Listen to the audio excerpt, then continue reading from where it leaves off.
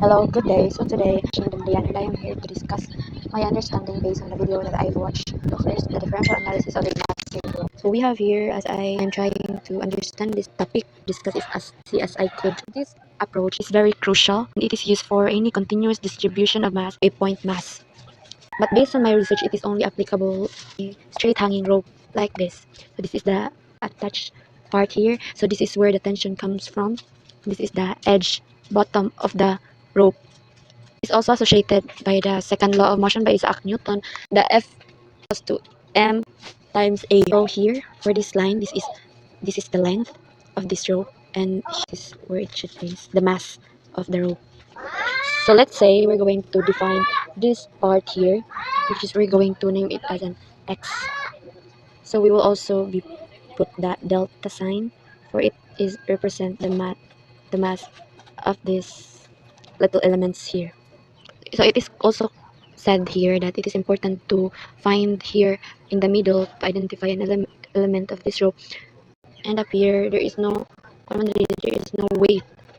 So here as I can imagine it, if na sa to nga mabalance ang ilahang weight mass.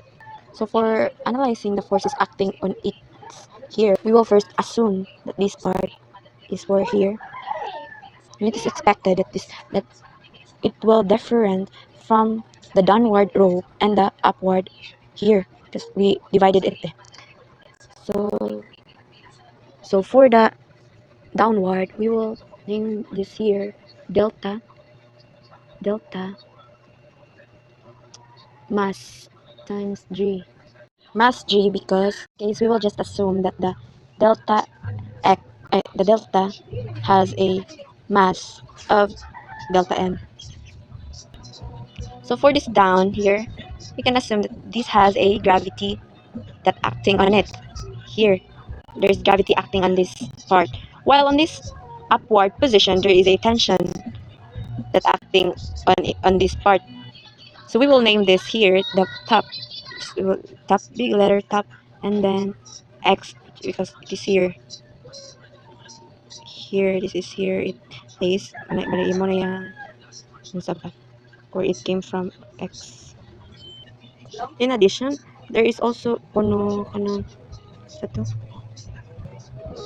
another tension exerted in the downward which is here direction, so madugangan siya, that represent the remainder of this below here, the mass below, and it is called t of x plus delta x. So it is slightly different, no? And then we're going to use the second law of motion by Isaac Newton. The F is equals to m times a. So it is going to be like this. So for the positive direction, we're going for distribution is F is equals to ma. So this will be the mass here because it will slightly differ from each other. T of x plus delta x minus the t of x.